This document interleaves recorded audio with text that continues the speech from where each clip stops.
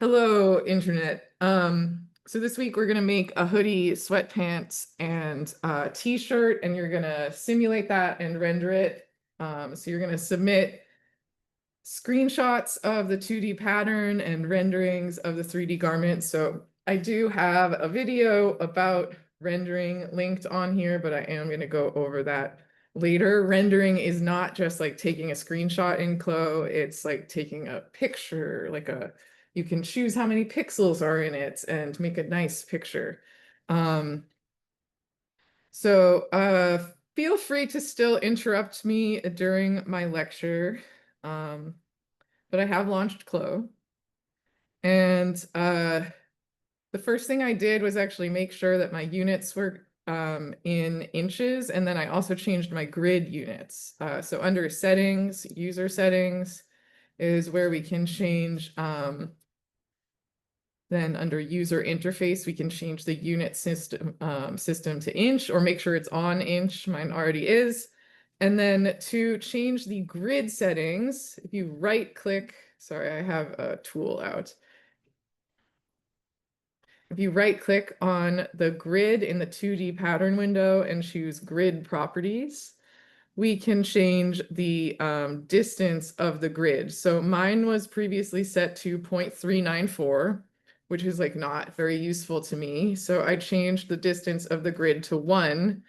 I wish you could also choose to have like a slightly thicker line every 12 inches. In some other programs, you can do things like that, but so you could like theoretically set this to 12 inches and then you would only have a line every foot, although it doesn't look like it changed, did it? So we're gonna leave that at 1 inch. That's back in grid. Oh, okay, maybe. And then to make sure, because now I'm worried, let's make a rectangle. So I click and hold on my polygon tool, and this is the rectangle tool. And then if you just click with the rectangle, we can make something that is just 1 inch by 1 inch. And so I did indeed change this to 12 inches. Oh no, it switched back. Okay, so now it is set to 1 inch by 1 inch. And this 1 inch by 1 inch rectangle lines up with the grid. So we made sure now that that is 1 inch.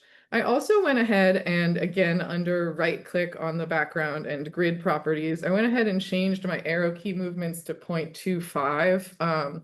And so this means when I select something like this line, it should only move over 0.25 when I click to the right with my arrow. So now this top line should be 1.25. So we can be quite precise that way. You could make it another amount like 0.5 or something, or 1 inch if you wanted to be crazy. But that's good. Questions about grid layout or anything like that? So it seemed like there was also a 3D grid layout. I don't think this is as important because we're not often like measuring things over there, but if you wanted to change that to 1 inch as well instead of 0.394. And then you can also change like how far into the distance this goes. But we are going to draft from scratch a t-shirt, and then we're going to adapt that t-shirt into a hoodie, and then we're also going to draft from scratch some sweatpants. I have some pattern references here. We're not going to like follow these instructions exactly or anything, but I just wanted to kind of show you. So this is like the shape of the basic shirt that we're going to draw. And then this is the shape of the basic sleeves that we're going to draw. That bell curve sleeve, just in case you needed a refresher on what sleeve pattern looks like. And then we also have the pull on pants PDF reference here. So this is just going to, so we're going to make a pant without any darts. We're going to make an elastic waist. And if we feel like it, maybe we'll make the cuff elastic too, but no no guarantees there. So we're just making really simple things, and I'm actually going to say that we're going to make the front and the back the same for these pants. So we're just going to draft one pattern piece, and then there's not much difference in a casual pant between the front and the back. So we're going to take advantage of that just to keep things really simple. Cool. Okay. Let's get the avatar in there because we're going to use her for reference. So female V2, and it doesn't really matter. Let's get Naomi in there. And then her silhouette should appear on the right side as she appears on the left. And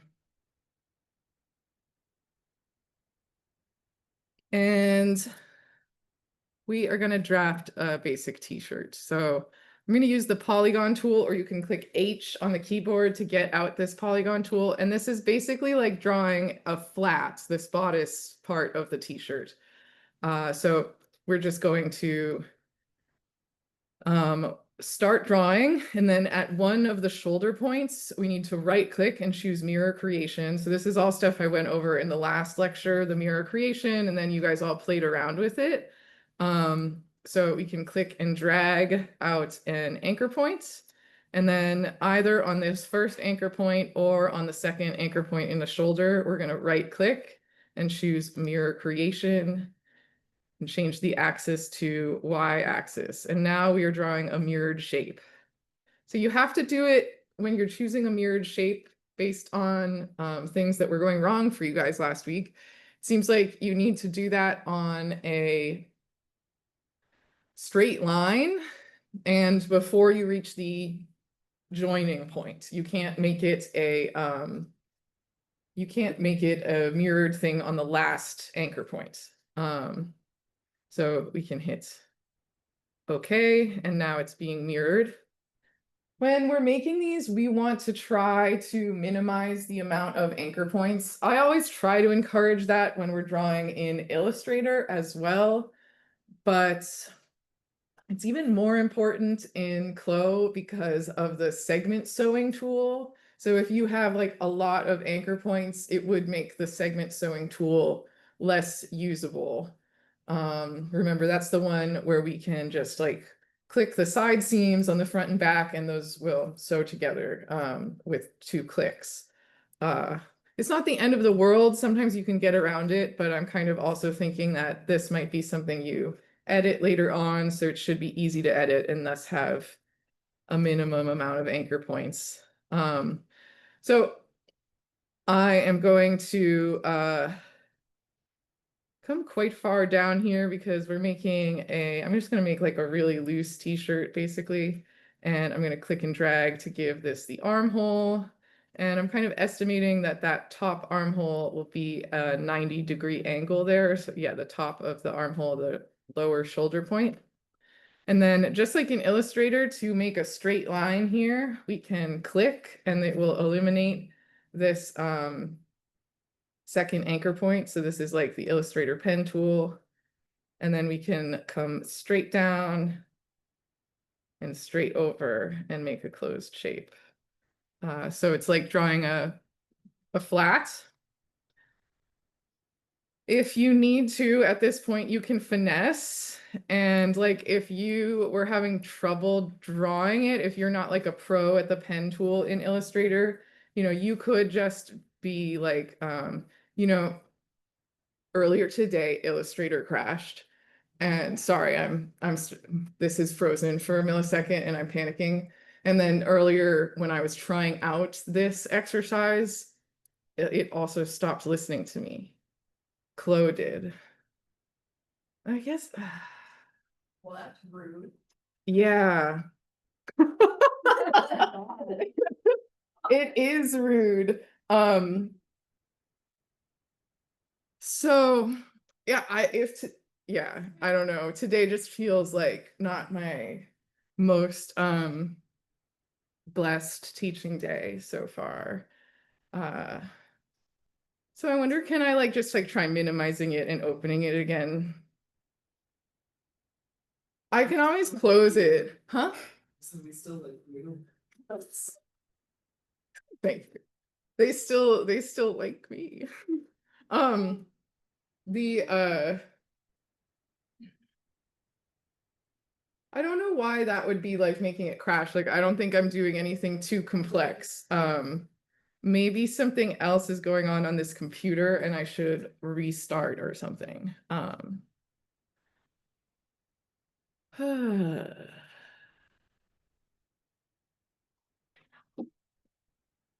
Yeah, it's like partially responsive.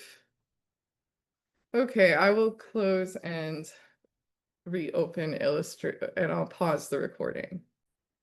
So it did let me save before I had to quit. So like I was saying, if you're having trouble, don't worry about like getting it perfect and just get the anchor points in the right place. So for example, we could just click and then somewhere in the shoulder, we're gonna right click and choose mirror creation and y-axis. And then we can just worry about getting the anchor points in the right spots. And then we can come back in with like the edit curvature tool, for example, and adjust anywhere we need a curve. And maybe you prefer drawing with the curvature tool in Illustrator as opposed to the pen tool. And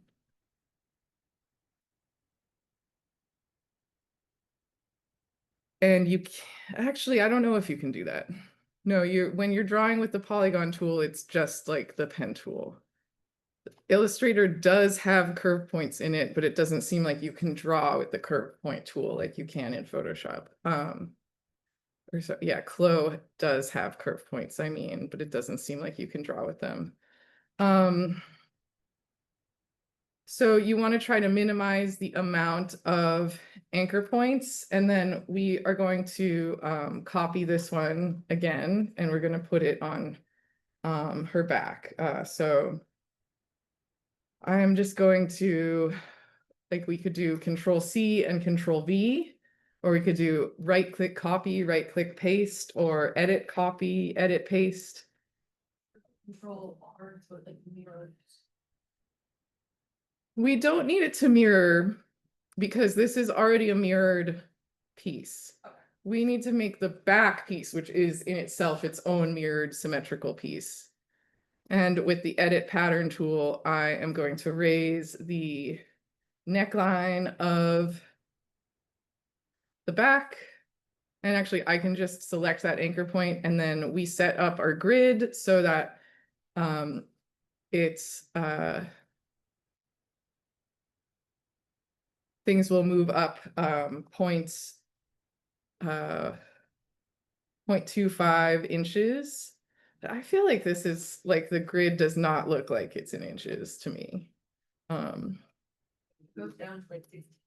It's like, yeah, it's doing this 400. So we edit grid properties. Oh, it did reset my distance. Maybe when I reopened the document.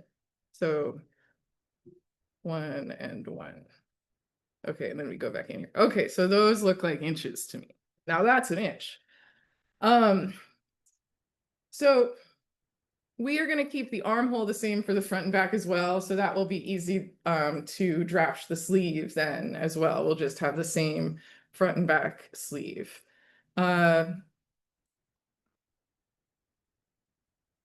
Let's draft the sleeve and then we'll put everything on her. So let's not worry about the placement in the 3D mode yet. With my edit pattern tool, or Z on the keyboard, I think of it as the white selection tool from Illustrator. We are going to select our armhole and make a note of this number. So 10.836. And that's our goal number for the width of the for the length of that spell curve on the armhole. 10.836. And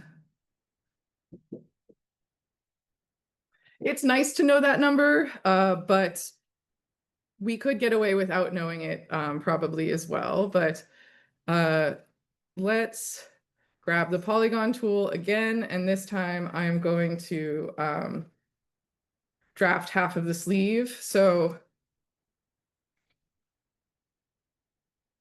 if we want to draft it as a symmetrical pattern right away, we can do that just the same way that I drew these armholes, I drew these where we're going along and we're right clicking at some point and choosing mirror creation. But you can also make things into a mirrored piece or a symmetrical piece after as well. And this doesn't really need to be symmetrical actually. So we are just gonna combine the pieces. So I'm just gonna draft one half of the sleeve without worrying about mirroring it to summarize that paragraph. So I'm going to start in the corner and go up and then make like a rectangle around. Or this is just a t-shirt, so it'll be a short part of a rectangle. And if we want to, we can draft like a box or a rectangle that is like 8 inches or something to give us some room to, I'm just using this to estimate some of the width I'm going to use. And then with my polygon tool, I'm going to draft that bell curve.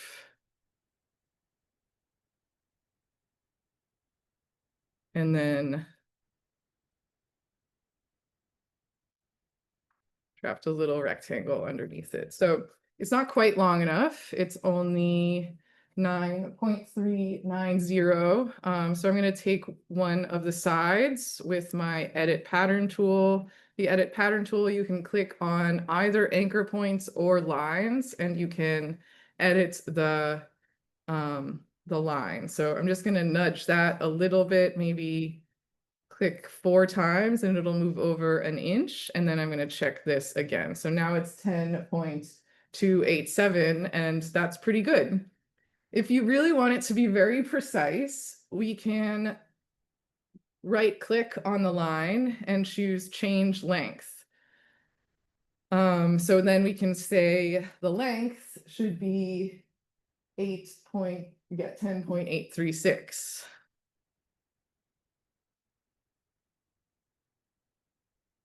And you can tell it to add the length to the start or the end, or to split it between them equally. I'm going to add it to the start in this case, which is so it's adding it on the left side, and you can see a tiny preview there. And then, I don't know, we don't even have to adjust this so it's straight again, but you could adjust that if you wanted this to be like a kind of voluminous sleeve. I just drew the rectangle for reference. I drew a rectangle that was like 2 inches smaller than my length, because I figure the bell curve is going to add about 2 inches. So I made like an 8-inch wide rectangle. And then this is just for reference, so I didn't have to count the grid. And then I drew with the polygon tool my bell curve shape. And then I rejiggered it into actual shape by using the white selection tool and manipulating things until it was the right shape. Or you can right click and choose change length, and you can adjust the length that way. Are you with me, Kira? Is everyone with me? You guys watch the Chronicles of Riddick, the second one. Okay. Do you guys want me to pause the recording or anything, or you guys good for me to go on? Okay. Let's copy this and mirror paste it. So these aren't linked because I don't need my sleeve to actually have linked editing for this purpose. If I wanted it to be a linked mirrored piece, we could right click and choose symmetric pattern with sewing, or just symmetric pattern, and then it would stay symmetric no matter what you changed one, it would be symmetric with the other. But we just did copy and mirror paste instead. So these aren't linked. So like if I changed one, it would not be attached to the other. And then we're going to merge them together. So I'm not sure if we did this last week, but if I click one line and then hold shift and click the other, I need to right click, I'm pretty sure, right on top of them and then choose merge. And if they're the same length, they merge together. Notice the 3D version is kind of terrifying because it linked them from about 7 feet apart. But ignore that, it doesn't matter right now, we're just focusing on drafting. Okay, so we'll even close that. And then now we are going to do symmetric pattern with sewing and place another sleeve for the other side of the body. So right click and symmetric pattern with sewing, and then I have 2 sleeves.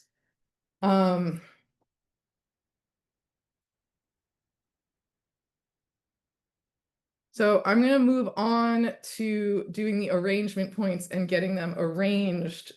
Are there any questions? Wait, how, sorry, That's okay. still, No. how do you like manually input the length for the art? Yeah. So you select with the Z tool or the edit pattern tool, you right click the line and choose change length. And you have to right click, I think, like right on the line, and then you can put in the new length and like whether you want it to be, so if we put like at the start or the end of the line segments. Thank you. Yeah, no problem. I just wasn't clicking it right on. Yeah, I think that, yeah, CLO is it does want you to be precise when you're clicking on line segments. Other questions? It's not doing, I just can't get the shape right.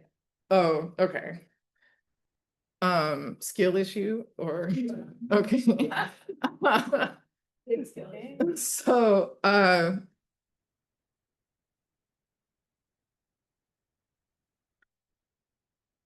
right now my stuff looks kind of messy in 3D space right now.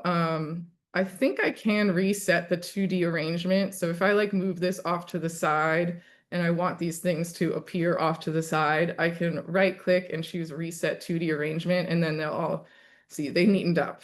So that's helpful because we just want to be able to see her and her glorious blue dots uninterrupted. So I'm choosing the avatar display and choosing show arrangement points. And then we are going to click the front and click one of the blue dots on the center front, click the back. And now I'm going to rotate my view by center clicking and dragging, or sorry, right clicking and dragging, excuse me, so I can see her back. And then with the back pattern piece selected, I'm also going to click one of the dots on the center back. And then with the sleeves, we're going to choose one of the sleeves, and they should both automatically wrap around her body. And you have to have them up, so their arcs are up in the air like this for them to wrap the right way. Maybe I can demonstrate that.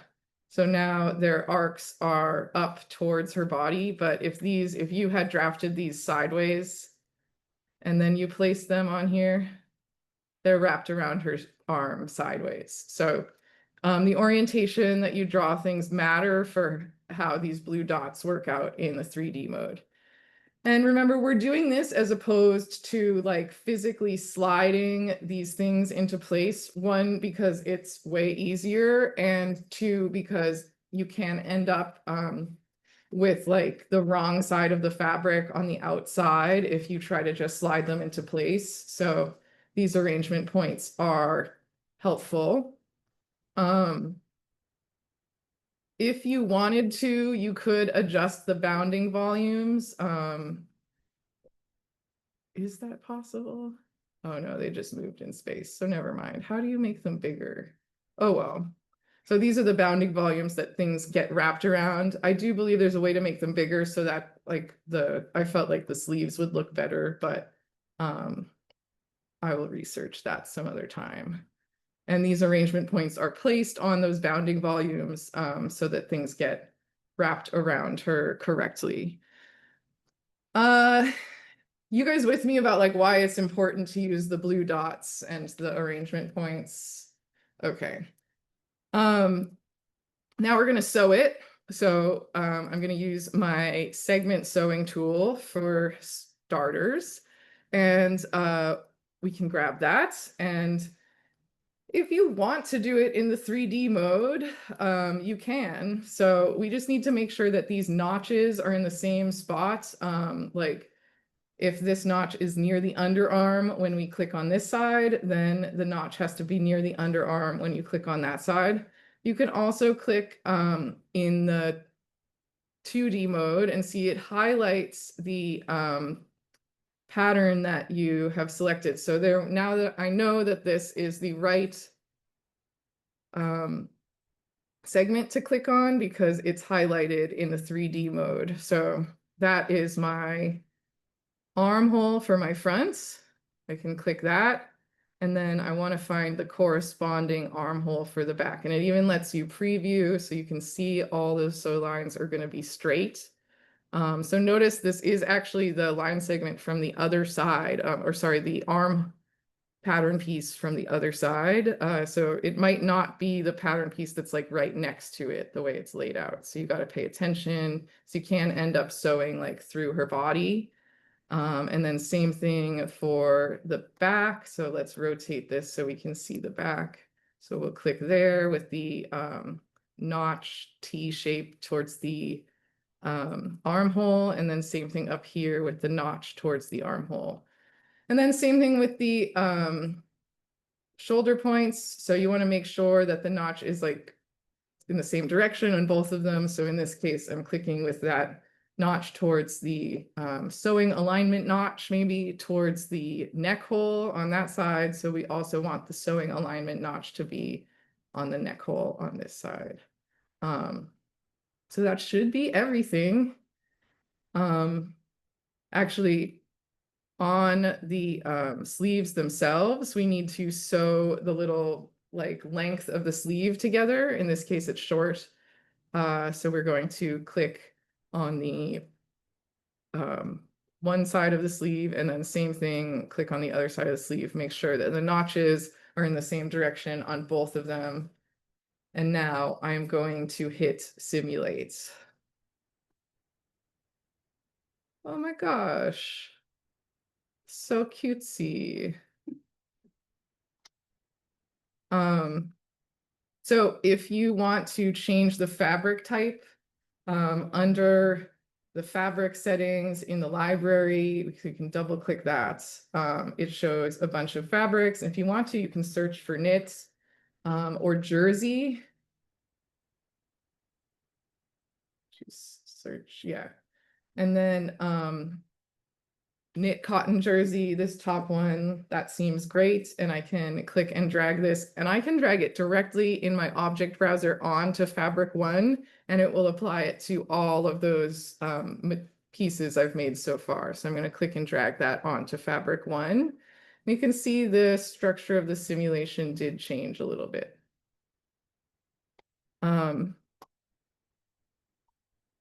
Okay, questions? Yeah. The two halves of the sleeve again. Yeah, we can, like if we have a shape and then you have it again. So copy, mirror, paste, and then you just click on one and then hold shift and click on the other and then right click. But I think you have to right click like right on the second line and choose merge. Okay. Yeah. Delete sew lines. Great question. With the edit sewing tool, which is like this top sewing tool, you can just click on the lines and then hit delete. And so if you want to delete all of them, like start over, you can also click a box around all of them and hit delete.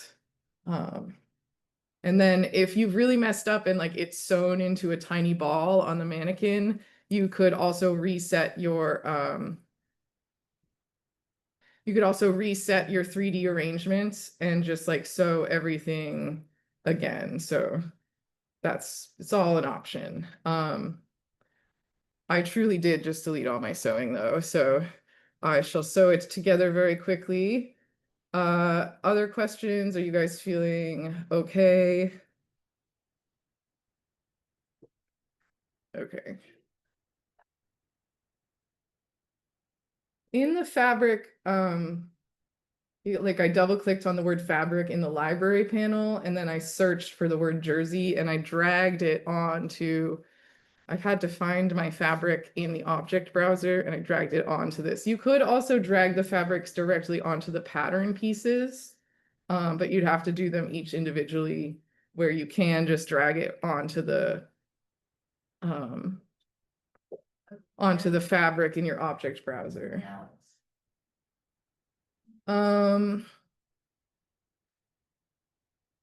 Other questions?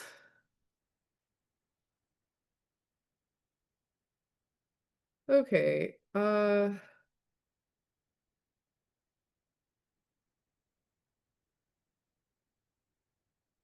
just because I think you might learn better that way, that let's take like 10 minutes where you guys can finish up your t-shirts if you've been sewing along, or try out starting a t-shirt if you've just been watching. Okay. And I will come back for more stuff. More lecture in a moment.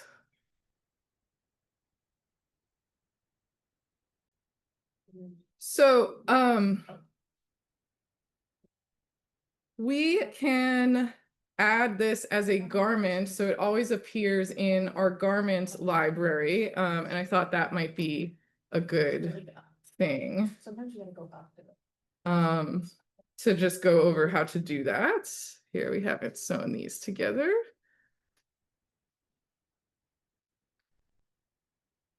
So simulate. Once you hit simulate, last class, we went over how to save things as a project file, and those are the ones that you could like upload to your drive or whatever. But we can also go file, save as garments, and if you save it in the folder that automatically opens, it will be available in that garment library on the left whenever you need it. So it's easily accessible. So we can call this like my t-shirt or something and choose save. And it seems like these computers aren't wiped. So you should be able to use them. So now if we go double click, see here we have the my t-shirt.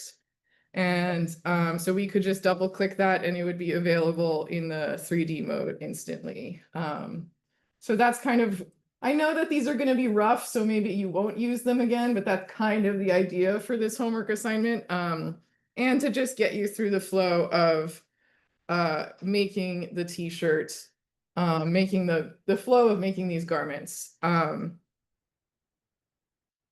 Cool. So should we draft some sweatpants to put on her next, or should we make the hoodie next? Up to you. Okay, yeah, it's embarrassing.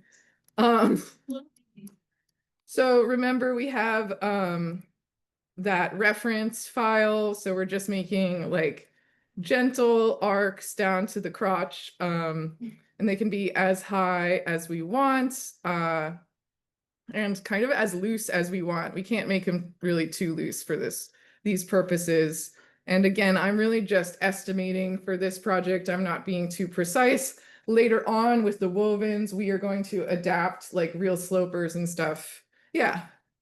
I have a question. Yes. So if we were doing like a t-shirt, Yeah. is it possible to do like a graphic tee and like import like a design? Yeah. Yeah. I was just curious.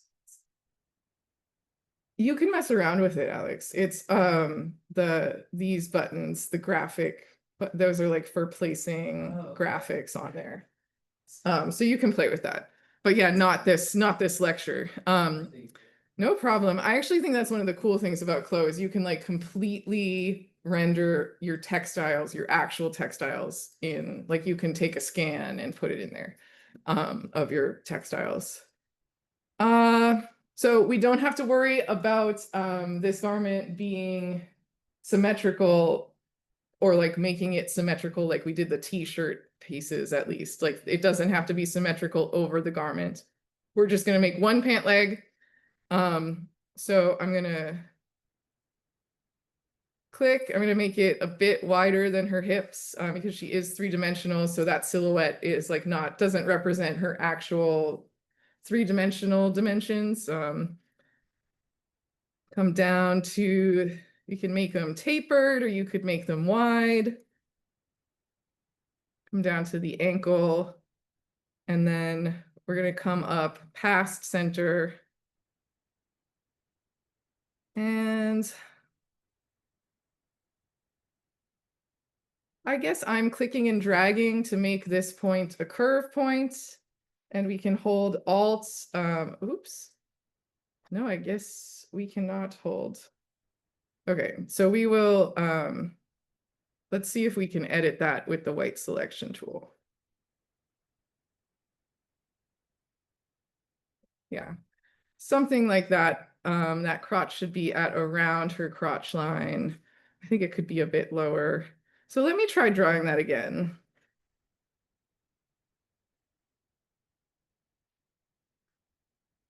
And let's compare it to these patterns. Okay, so there is a bit of an arc out on the hip in these patterns as well. So we can put that in there again.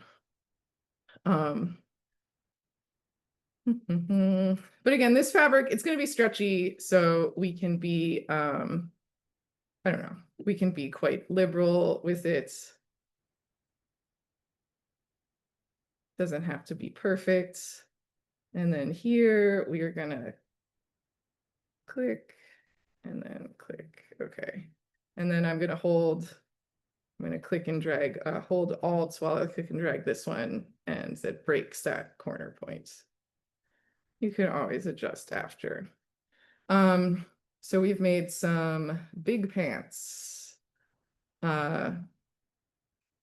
So I'm okay with us using the same pants pattern for the front and back for these sweatpants, but if you wanted to, you could make a back pattern as well. But just for ease, I'm going to keep it all the same right now. So we need one symmetric piece for the front right. So if this is, I guess, her front right, actually. We need another symmetric piece for her front left. So I can click to place that. And I guess I'm not going to worry about the 3D placement right now. In fact, let's like get rid of that. And then same thing. So those are symmetrical. And then if we select them both and copy and paste them, we will get another pair of symmetrical garments. But these ones are symmetrical between themselves. So we have two sets of symmetrical pattern pieces, the front and the back. Is that clear? Okay. And then we can use the 3D arrangement points to plop them on there on her body. But first off, I'm going to move it to the side. And then I'm going to, with them selected, right click in the 3D mode and choose Reset 2D Arrangement. Reset 2D Arrangement is not available in the 2D if you right click in the 2D. So those have moved them off to the side. So now they aren't competing for attention with my arrangement points. And then I am going to select one of the front legs and click on her front. And I'm going to select one of the back legs and click on her back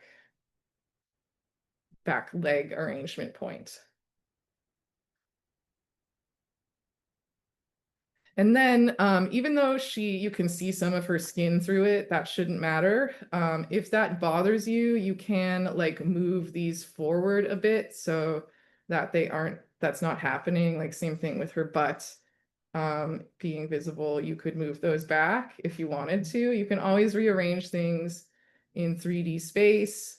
But this gimbal is dependent on your viewpoint. So I always like try to adjust my viewpoint so it's like straight to the side or straight on. So things will move normally. Like if I'm at this angle and I click and drag on this, there's no telling like where it could move in space. So I like to keep things like straight on and then I move them, or straight from the side and then I move them. So then we can sew them together. The front crotches get sewn together. So I'm going to use my segment sewing tool. The front crotches get sewn and the back crotches get sewn together. And then the side segments get sewn together. So because they're symmetrical, I only have to sew basically 1/2. And then the two inseams get sewn together, the front and back inseam. And then in a moment, I am going to add elastic lines too, but let's hit simulate so we can see what it looks like. There she is. Gorgeous, gorgeous. Can pull those up on her.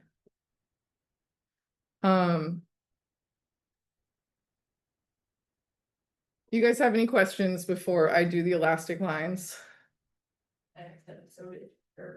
You sewed it into a skirt. Yeah, so be careful about that you actually sew the two legs into tubes. The only thing that gets sewn together on the two fronts is the crotches, or the two backs. It's just the crotches. You don't want to sew the inseams together on the two fronts or backs.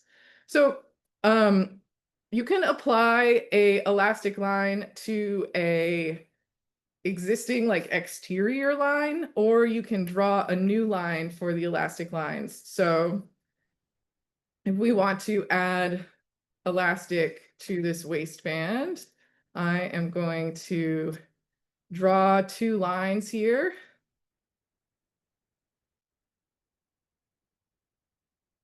Or yeah, we'll draw 2 lines and then we'll also elasticate the outside lines. So this will give it that like sweatpant feel.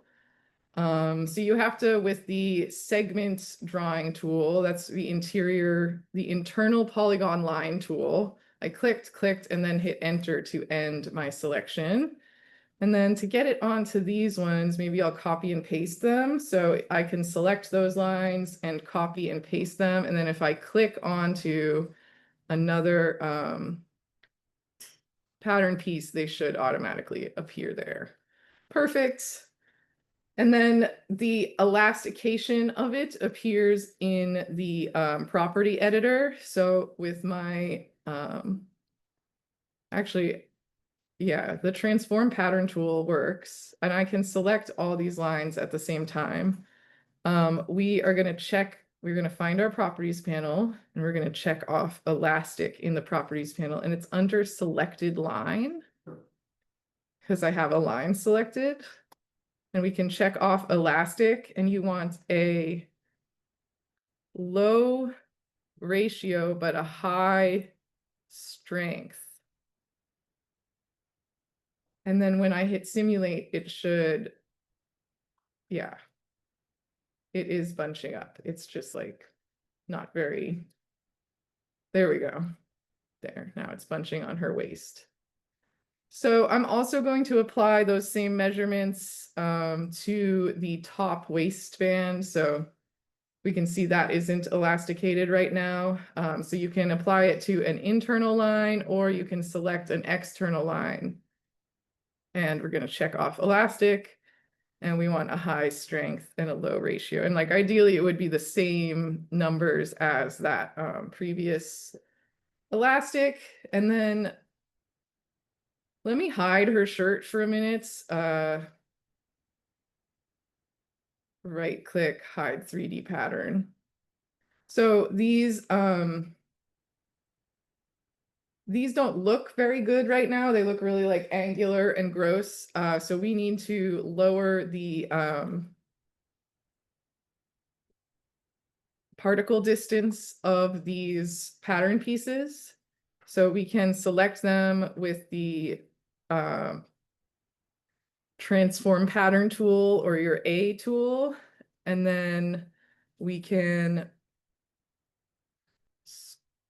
scroll until we find particle distance. It's under simulation properties. And we want to lower the particle distance to 10 or under if you're doing things with gathers. So I'm going to type 10 in there. And then that actually does already look a bit better. Yeah, so now you can kind of start to actually see some of the gathers.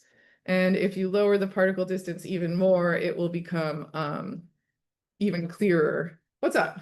You show you got the line segments onto the other. Yeah, I'll draw more line segments on the cuffs. Oh, onto the other pieces. So I use the internal polygon tool to draw the line segment. So click, click. And enter to end the segment. And then I hit Control C with that selected and then Control V. And if you click within, you have to click within this pattern piece and then it will be attached to that pattern.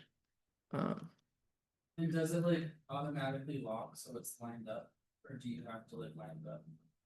I don't think it did actually snap for me, but I don't think it automatic, and it actually isn't perfectly lined up. So I guess you have to do it yourself. Other questions right now?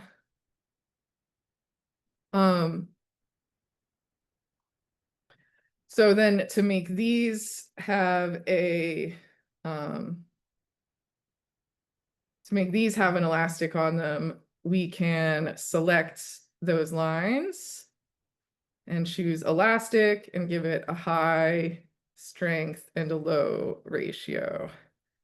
And if you have simulate on while you're adjusting these, you will be able to see in real time like how elastic it is.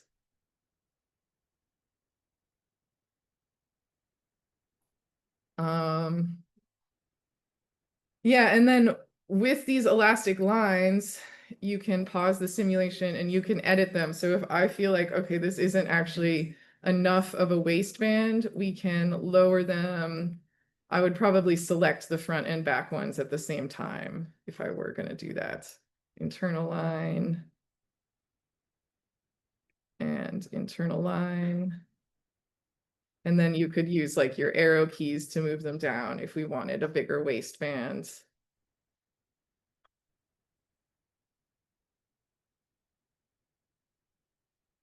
And then, yeah, hit simulate again. Cool. Yeah, and down here we have more of a ruffle because I did not apply the elastic to the outside line segment as well. So we could always do that where we select a front and back of the bottom line segment and choose elastic. And then raise the strength and lower the ratio. And then when I hit simulate, yeah. So now that's tucked in both places. And you could also copy and paste. So if we wanted like another line segment in here, you could do that.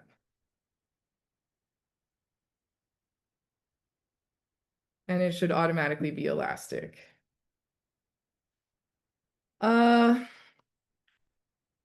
Okay, to save this as a garment, I would probably save everything as a project first if I want to keep it in there with the t-shirt. So I'll choose show 3D pattern. And if I do want to, so I'll save it as a project. Let me actually do what I'm saying. File, save projects. And we'll call this t-shirt and sweatpants.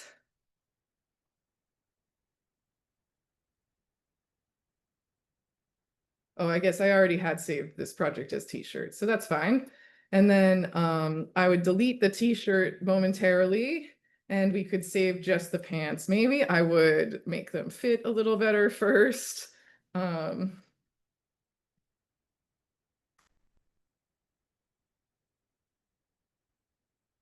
I was quite lucky when I sewed these that they didn't, like her leg didn't get trapped on the outside or anything.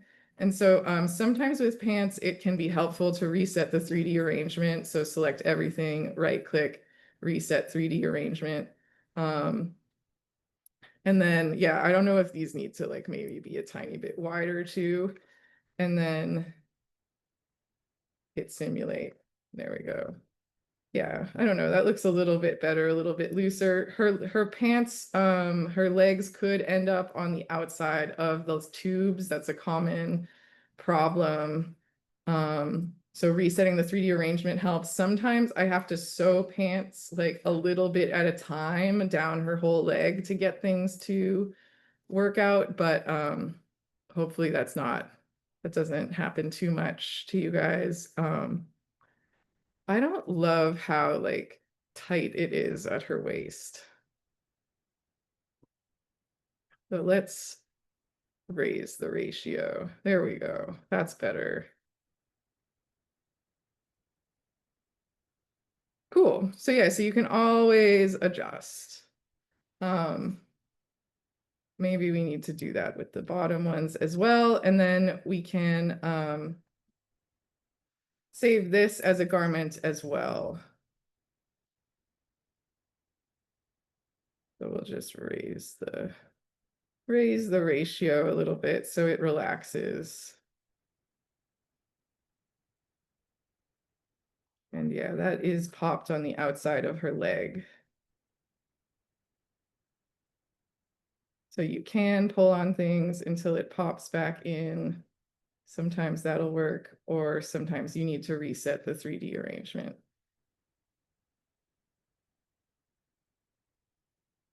There we go.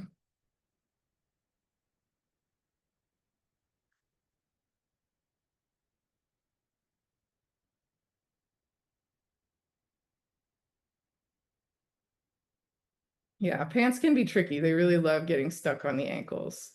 So let's try resetting it.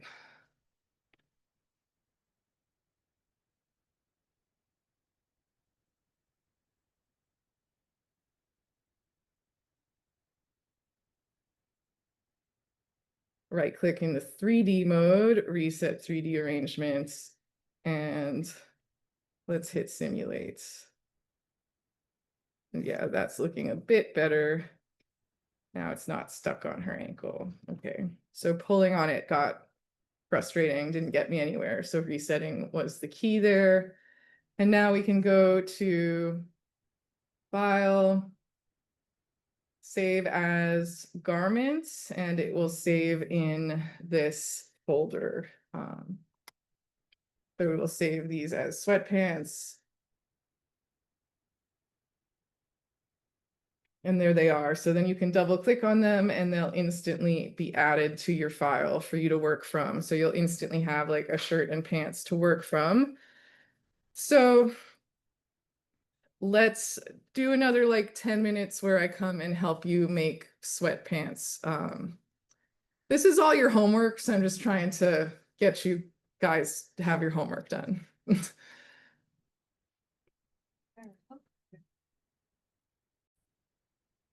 We are going to make a sweatshirt. I went ahead and started a new project for Kicks. I wanted to load in an avatar, and since we're making a hoodie this time, we need specific hair.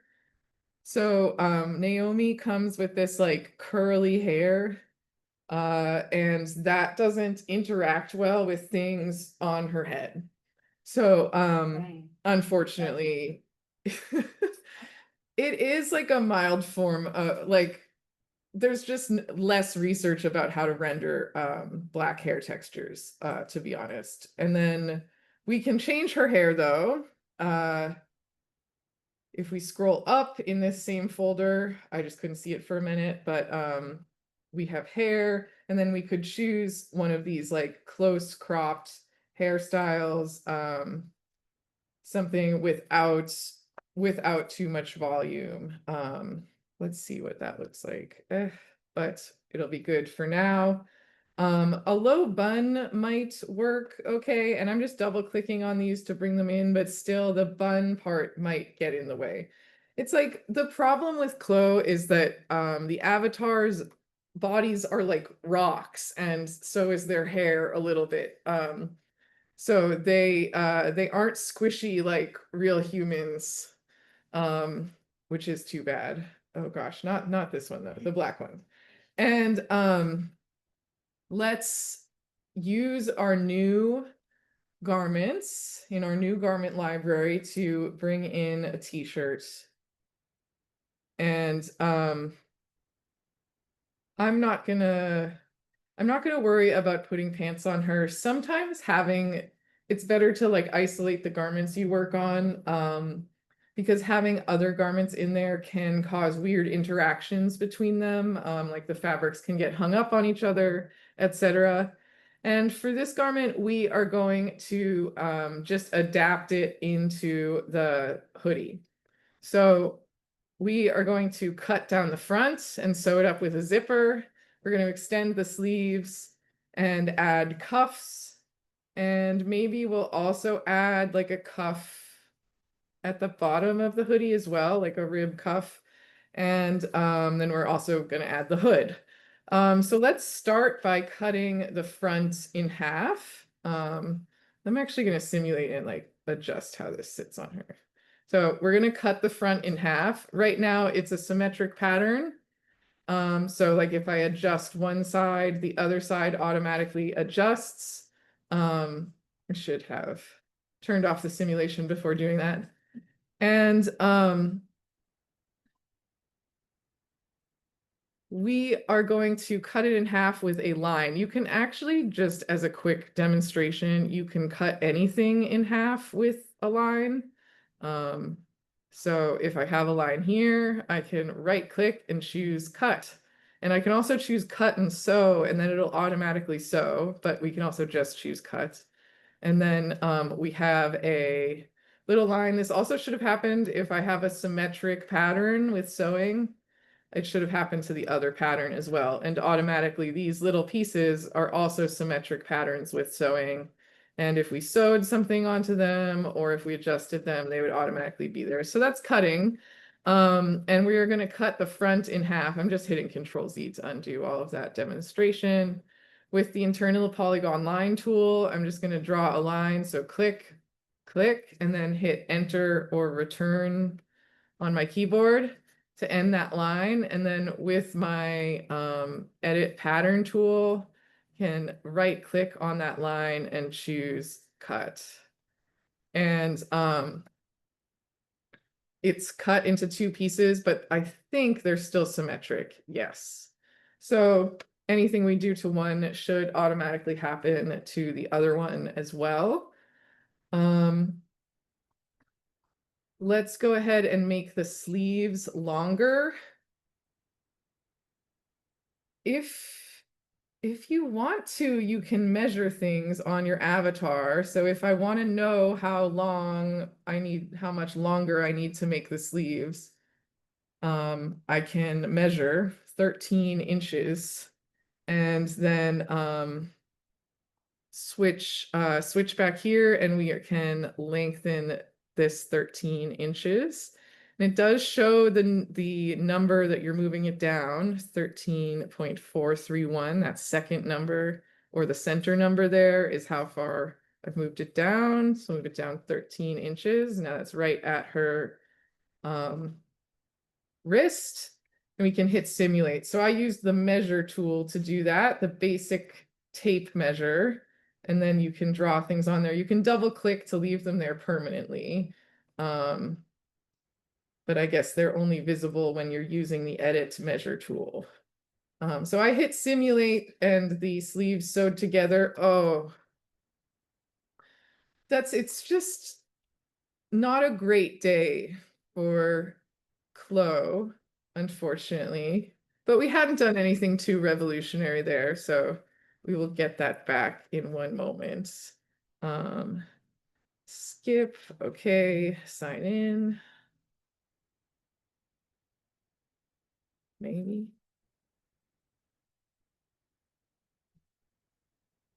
Or should we use our blue? If you want to use the base t-shirt pattern, that's fine. Like for the anchor. Because it's like perfectly symmetrical and you maybe didn't do a good job making your thing symmetrical and stuff. So for ease, if you want to use the basic one, that's fine.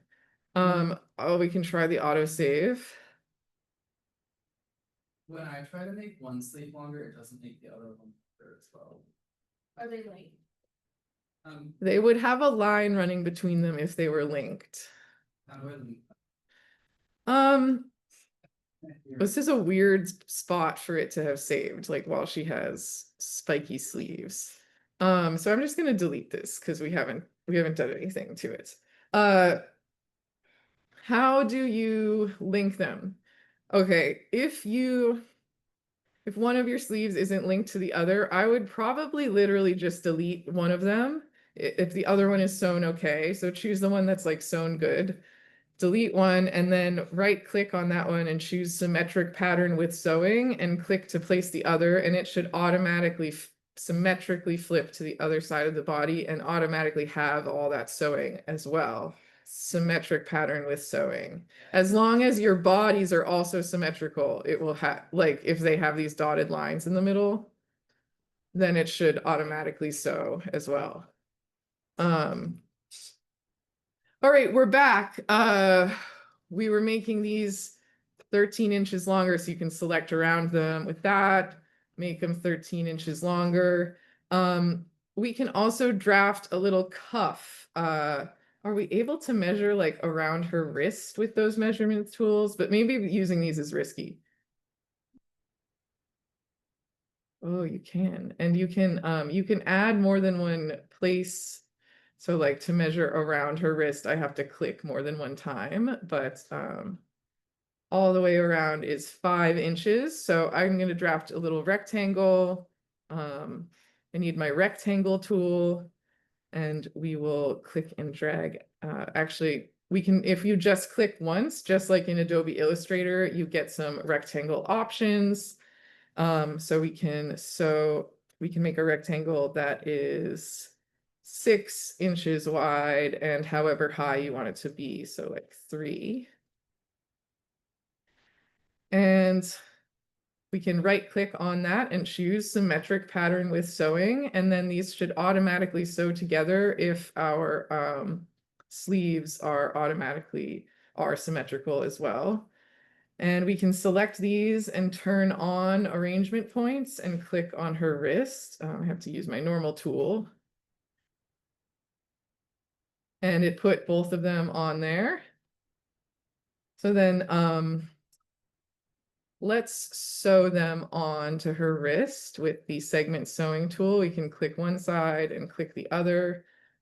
So 2 vertical lines, and then those should be sewn around her wrist now. Hopefully they pop onto her wrist. They're kind of going in the middle. And let's hit simulate and hope it doesn't crash. Yeah, so we haven't sewn the sleeves to the cuffs, but the cuffs are on her now. And now we can just sew the sleeves to the cuffs. So I want to make sure that each sleeve is with its corresponding cuff right now. So if I click this one, okay, that's her left arm. And this one is her right arm. So let's swap those. Let's make sure that those are correct. Get the arrangements correct on your page. And now we can use, we could use segment sewing tools, but because there are 2 segments here and only 1 segment here that we want to sew it to, it will sew kind of uneven potentially. So instead we want to use the free sewing tool, which we haven't really used today. So with the free sewing tool, each sewing line you click at the beginning and the end, and you want to go in the same direction. So like I'm going from left to right on this one. I want to go to left to right on this one. So click and then click on the bottom of my cuff, and then click and click on the top of, sorry, on the bottom of my sleeve and the top of my cuff. And now simulate, and we should have some cuffed sleeves. Let's cut the t-shirt in half again. I did that by drawing a line. and I double clicked to end the line, or you can hit return, and then I'm right clicking on that line and choosing cut. I'm not choosing cut and sew because we're going to put a zipper there in a moment. And if I hit simulate right now, it should open up a bit.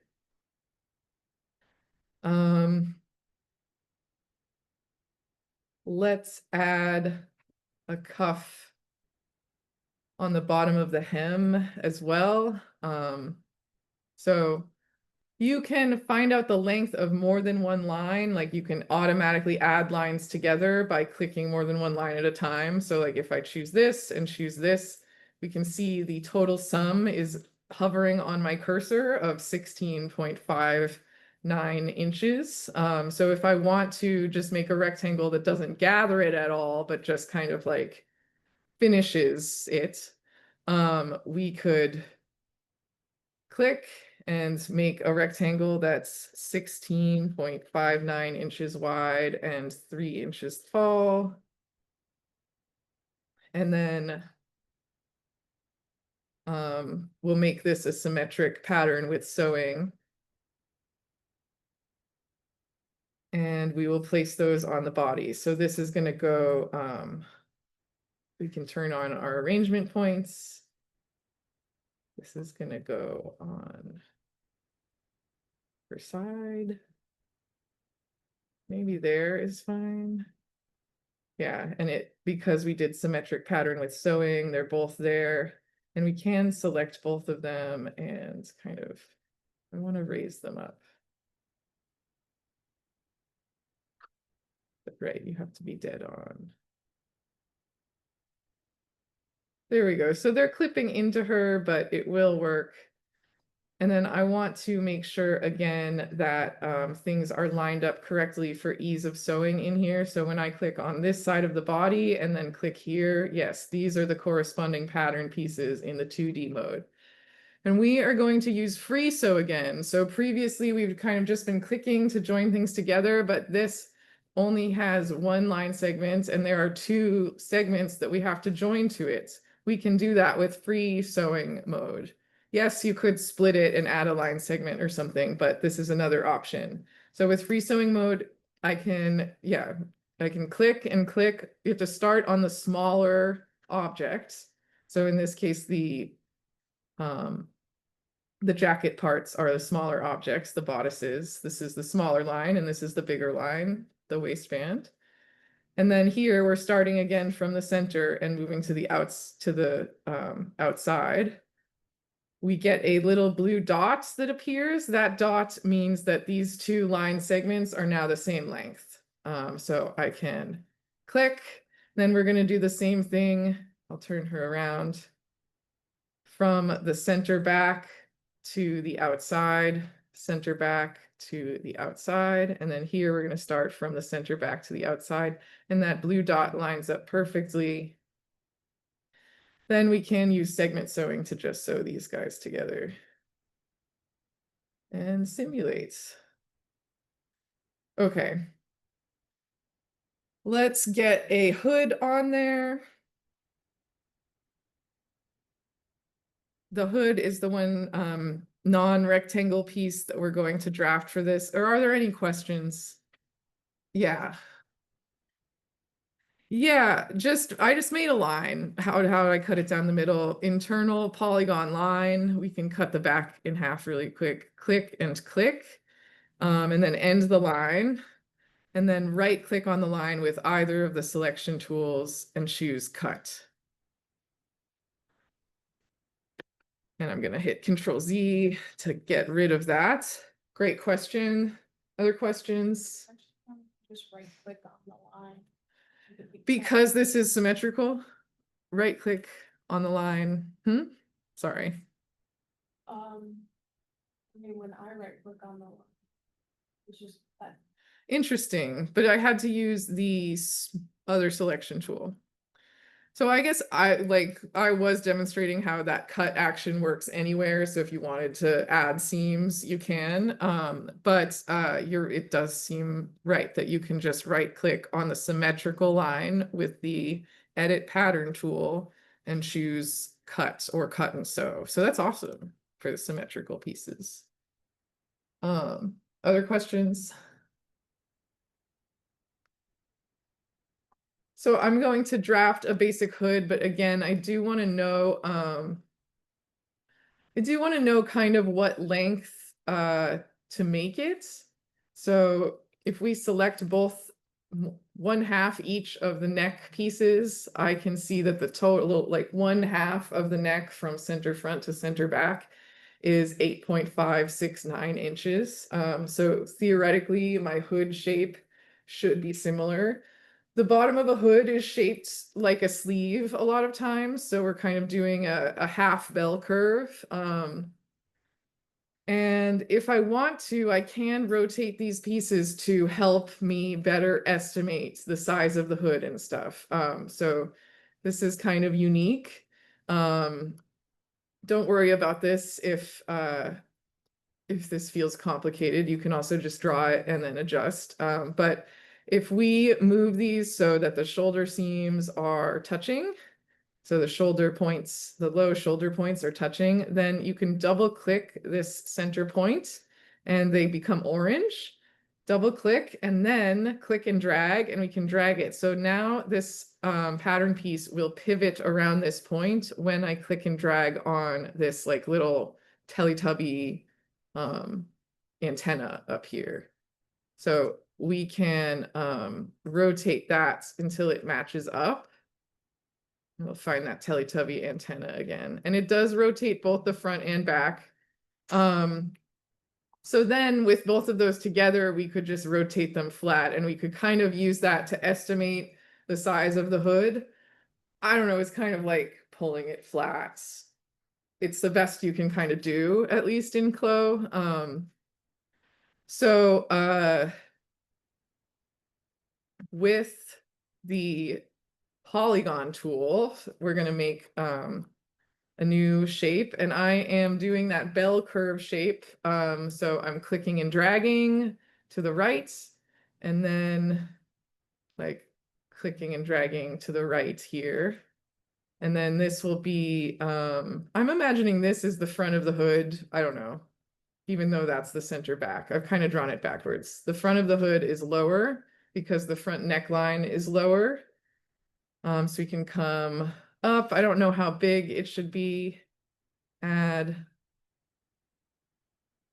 another anchor point and come back down to the middle. And then we can always clean that up.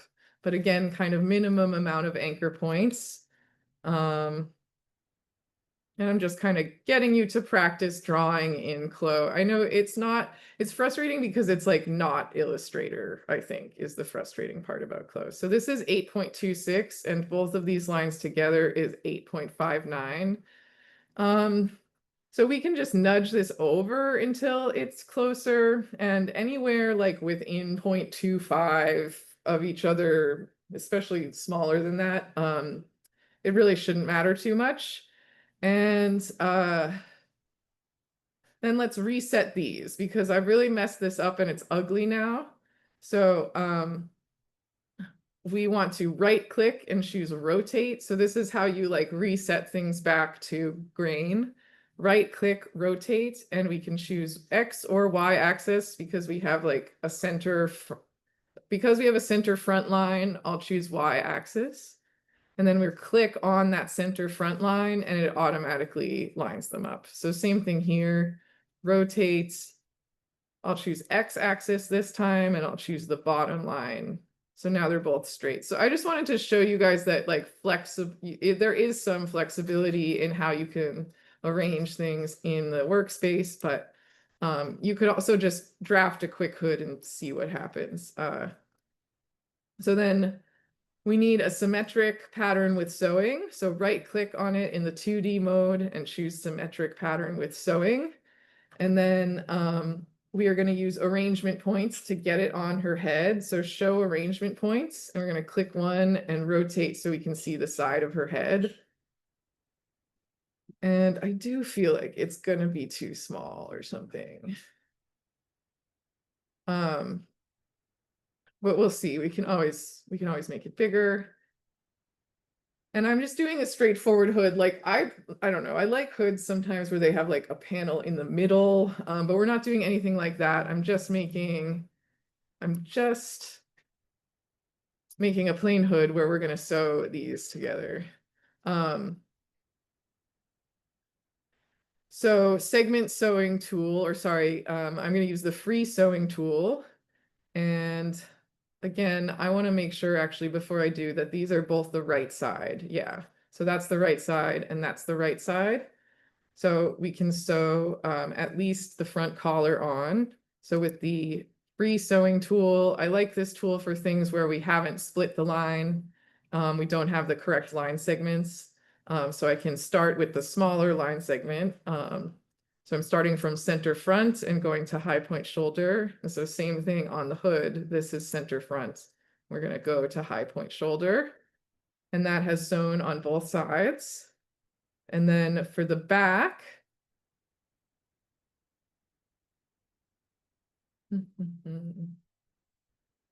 where you click on the object in 3D mode, it appears on the pattern in 2D mode. So I can click there and know that this is the right side of the pattern.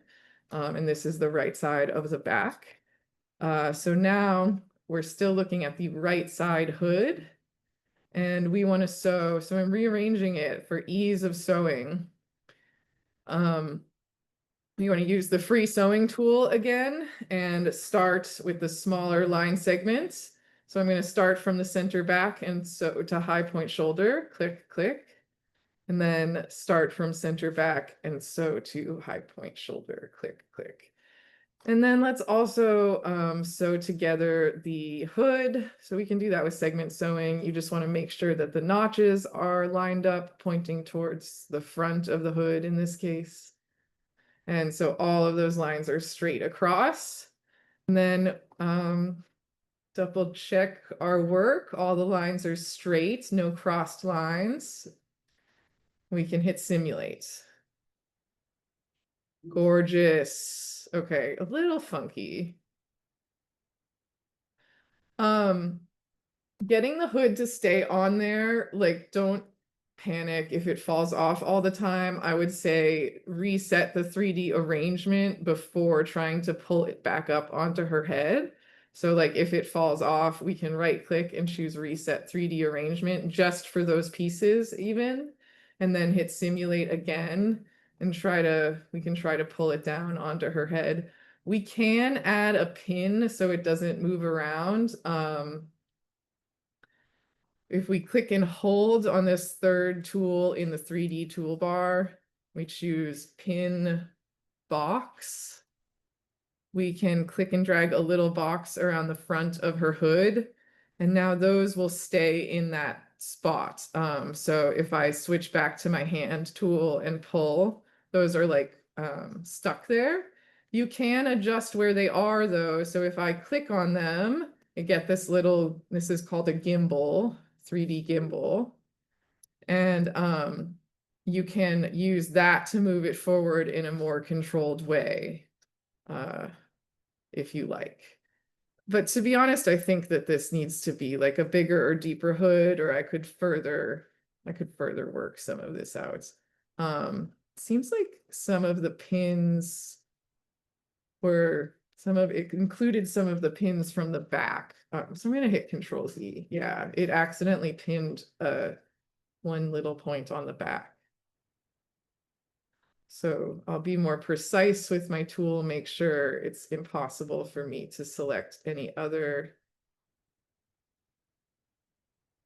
shapes. Okay, now that should stay there no matter what else we do.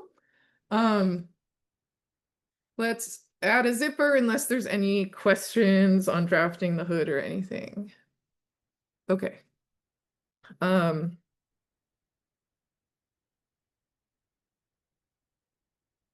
zipper tool is, I believe, only on the 3D side, and it does look like a zipper. It works like the sewing tools.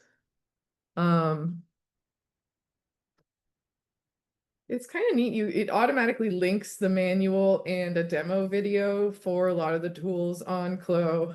So you could click the manual. I'm a little bit worried that this zipper is not going to be able to go over this segment here because we have like a separate separate band down here. So let's see how it goes, because it works kind of like the sewing tool. You can click for the start of the zipper and click for the end of the zipper. Oh, it does go over that segment. Beautiful. Click for the end of the zipper. And same thing on the other side. Maybe we have to double click to end that zipper. Mhm.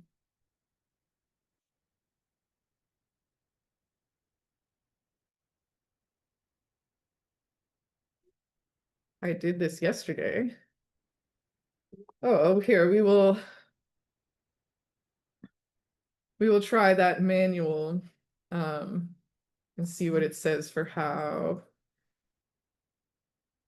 you create. Click on the 3D garments, double click on the desired endpoint. Yeah, so you should click click to start it. So we can do it in the 3D mode, in the 2D mode, I guess, to make sure it's precise. So click to start it and then double click to end it. And I'll zoom in there. So double click. Yes. Okay. So I just had to do it with confidence, no wishy-washiness. And then same thing for the other side. We click to start it. And then I'll zoom in on here and double click to end it. And it does go over 2 pattern segments, which is wonderful. And then you can see it kind of does sew lines, just like the sewing tools. And but there is a zipper on there. So we can hit simulate and it will zip it up. Zip. And then if you stop simulation and choose the edit, no, you don't even need the edit zipper tool. You just need the like normal selection tool. You can click and drag the zipper up and down, but it has to be while your simulation is stopped. And this is just with the normal selection tool, not even the edit zipper tool. And so now if I hit simulate, it will only be zipped halfway or whatever. So you can stylize it. And it does have a like clasp, a bottom thing at the bottom. And all of this can be customized. So I'm going to stop my simulation for a second. So if I have this, if I have this zip selected, I will in my properties panel have some options. So I can choose the puller type, can choose a different pull type. And it should update. Yep. You can choose a different slider type, etc., and a different stopper type. You can also tell it that it's not an opening zipper, like if you were rendering a dress with a zipper, you could have a closed end zipper or something like that. But that would be pretty detailed for a dress, like an invisible zipper. You could just sew a seam. Okay, this is our hoodie, I think. And so we could add this as a garment. Do you guys have any questions on the zipper? And Yes. it's like the actual like The- zipper, it's like Okay. What else can we add a zipper to? Let's split this sleeve. Like I saw you like putting it onto the seam, but I missed like when you clicked before. Oh, just the click. It's zipper. Oh, now it's seam. Thank you. You're welcome. I guess I won't add a zipper to this sleeve. That's okay. So then, yeah, I guess I would add this as a garment. So file, save as garment, and that's going to add it over here. So we can call this sweatshirt and save. And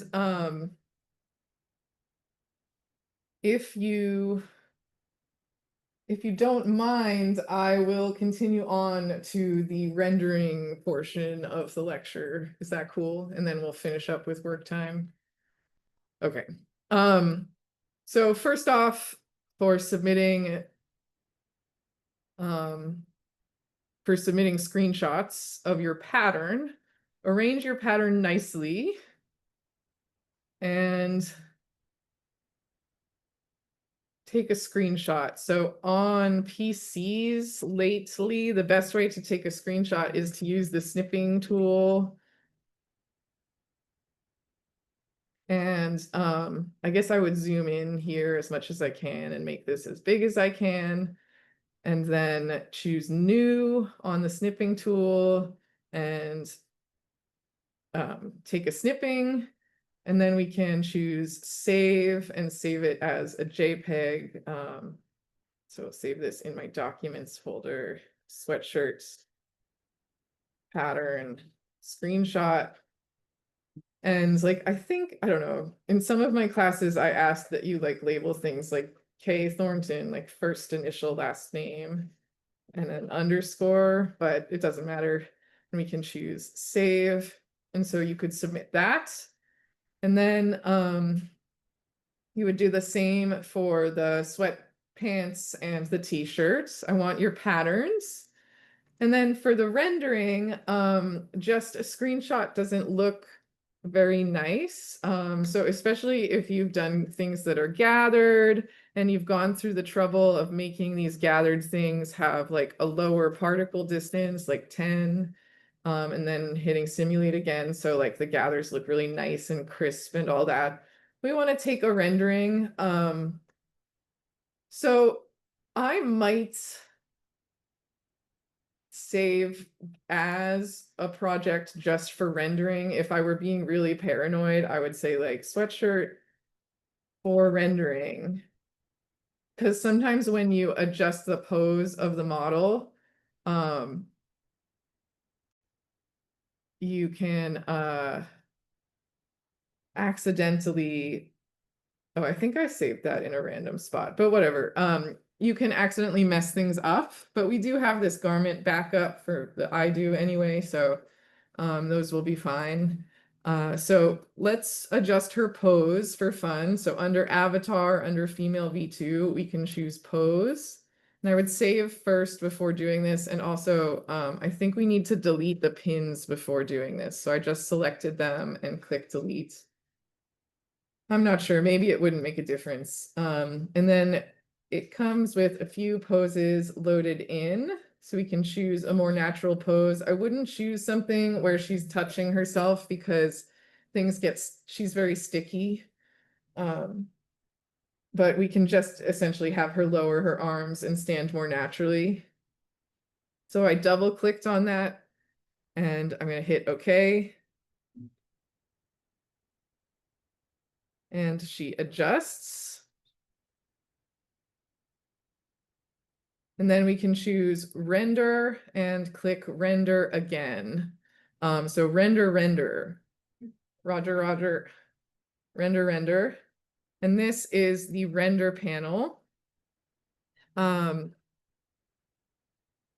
It says click here to start the interactive render. So that will show you a preview of what the render will look like, or you can click this button up here, same thing, that will also start the interactive render. It looks like a director's like chop, I don't know what that's called. Or Is it, what is it? the clapboard. Clackboard. It looks like a clackboard with a like recycle sign next to it. So you have to shut off the simulation to render. So we can start, we can click that. And the interactive render will show you a preview. And then you have to actually hit play to save a JPEG of your render. So this is a preview. And if I rotate the view here, it automatically updates the preview. So we can get a nice framing. If you choose this little image/video properties, we can add more pixels. So right now it's only 480 by 640, which wouldn't even be high resolution on your phone. So high resolution on your phone is 1920 height, I guess, in terms of like TikTok portrait view, 1920 by 1080.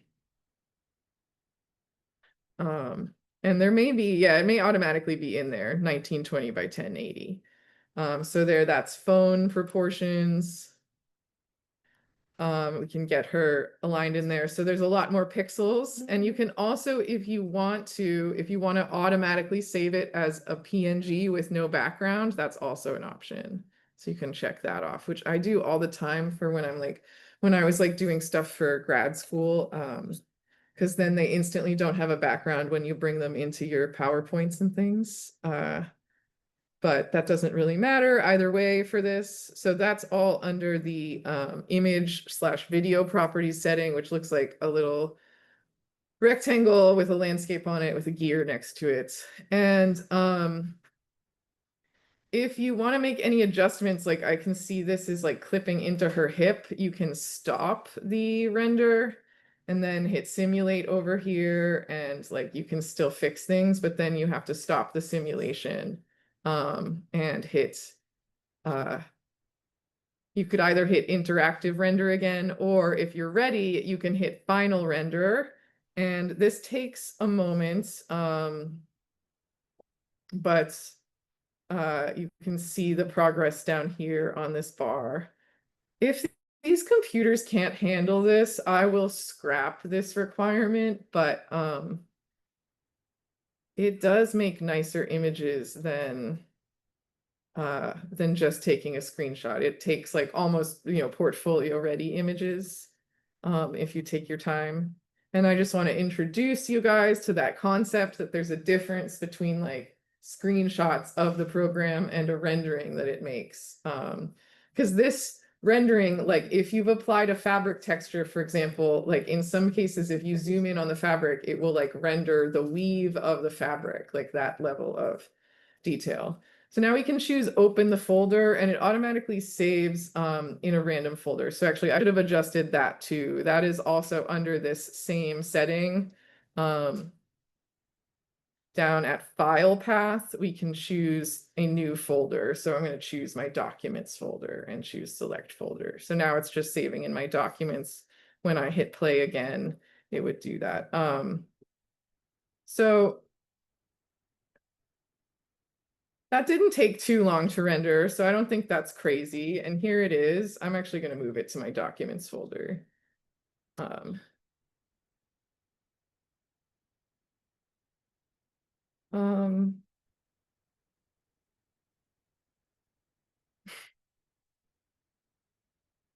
No. Open it with the snipping tool. Fine. It's weird. Very strange. Okay, well, I saved it as a PNG, so it's panicking, I think. You can change the type that it saves as. Image format, we could have chosen JPEG. So maybe the computer would be happier with that. So for this project, I'm okay with just one rendering, but for other projects, I might require you to do like front, back, and side. But for this project, I'm just looking like that you got the clothes on the human. Including the hood. Ideally, we're making a hoodie for, to push ourselves, but Mine's a hoodie, it just doesn't stay on. Oh, okay. I think that's probably fine too. Getting the hood to stay on is like an art form in itself. Let me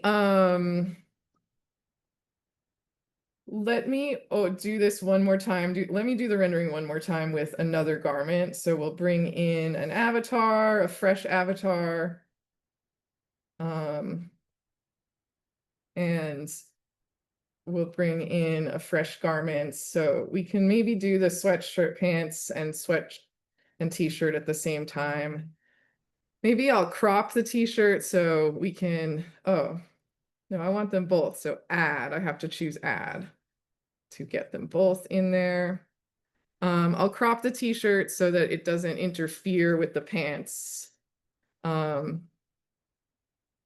Because I'll talk about layers another day. I guess sometimes when things are touching, it's quite complicated. So we'll make that nice and short. And I'll hit simulate. So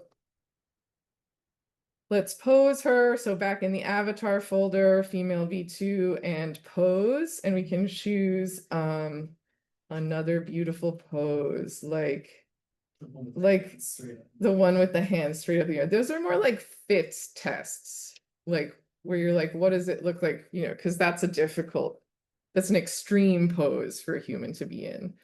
Let's do this like running pose one, because this is athletic. In heels. Well, we could change her shoes. So if you click this top left folder,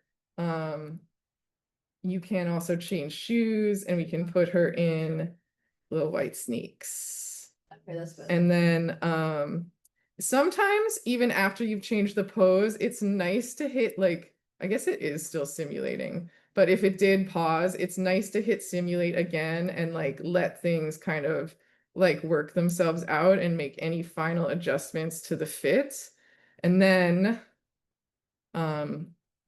stop the simulation, maybe spacebar is easiest, and choose render. And this is still showing that old render, because we are going to choose interactive render again. So this top left clapboard, I'm learning every day. So there she is, and with the interactive render, we can rotate, so we can get the best possible pose. And then let's do like, yeah, more dramatic from below. We can change any settings before we finalize the render. We can choose this image/video properties button and change the file path if you need to, which is at the bottom under save. Change the file format if you need to. And then you could also change the size of the documents so it has more pixels. So you guys are familiar with how more pixels means higher resolution, means larger possible prints, etc. Okay. And then we are going to talk more about like lighting and maybe making a scene and things like that way later on in the course. But for right now, we can hit stop and then play. I think you have to stop it before you do the final render. And then I would also take screenshots of the pattern. So we'll let it render and then we will do that. So my computer is only taking like a minute-ish to render. So that doesn't seem too horrible, knock on wood. On the MassArt. But if you're like, my computer is exploding every time I try to render, just submit screenshots to me. Don't kill yourself trying to get it to work. But ideally, I just wanted to introduce the difference between them. And yeah, then that's what you would submit on Canvas. That and the screenshots for these two pattern pieces. Let's yeah, so there it is in my documents folder. I don't know, this computer like doesn't know how to open a JPEG, which is stressing me out. But you can trust that the images are there and they are good. And we can close this panel now and our 2D panel appears. So like we could use the snipping tool to create a screenshot. So on a Mac, what do? Command-Shift-4. Yeah. Okay, and then that gives you the crosshairs and you can Yeah. click and drag, and Command-Shift-3 is the whole page. Mhm. So Command-Shift-4 and screenshot your pattern pieces and save them as JPEGs. And so this is like the t-shirt pattern. Part of what I might grade you on is like how they're arranged. So make sure they're like neatly arranged before you submit them to me.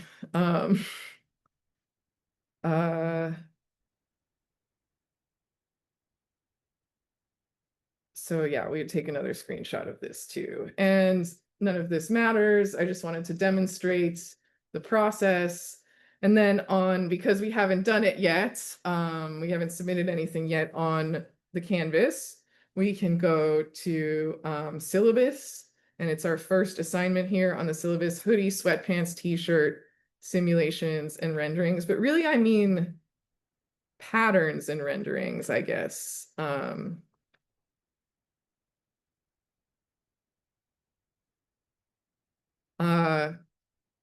So if I was viewing this as a student, I would click on Start Assignment at the top. And unfortunately, you have to add all of the files one at a time, which is one thing where I'm like, this is worse than Moodle then. But yeah, well, oh no, I'm just gonna, yeah. So you can drag them in and then choose add another file and drag that in, add another file, etc., etc. So that is annoying. You could, using Adobe Acrobat, combine them into one document first, but I'm not sure if that's like more or less of a hassle. So whatever you think, and then you could hit submit and it would be submitted. So have you guys submitted things on Canvas yet this year? Or, okay, wonderful. I'm not the first one. It is week 3. And you guys understand like the difference between renderings and screenshots? I harped on about that a bunch. So you get to render by going to render and then also clicking on render. So it's double render. I feel like that confuses people because it's like, why would they do that? It should say like render, and this should be like render panel or something like that. But okay, that's the homework assignment. We went over simulation. We went over how to make all the garments. Yeah, so you guys, most of you should just have to finish your hoodie and then render, and we still have a little bit of time in class. So but if you need any help, I'm available. I'm pretty flexible on all the weekdays, but I really like meeting on like Tuesdays or Fridays, but I'm really available. So if you need any help with this, you can let me know as well. Okay, I'm gonna stop recording. Oh, hello, bye. Bye-bye. Stop.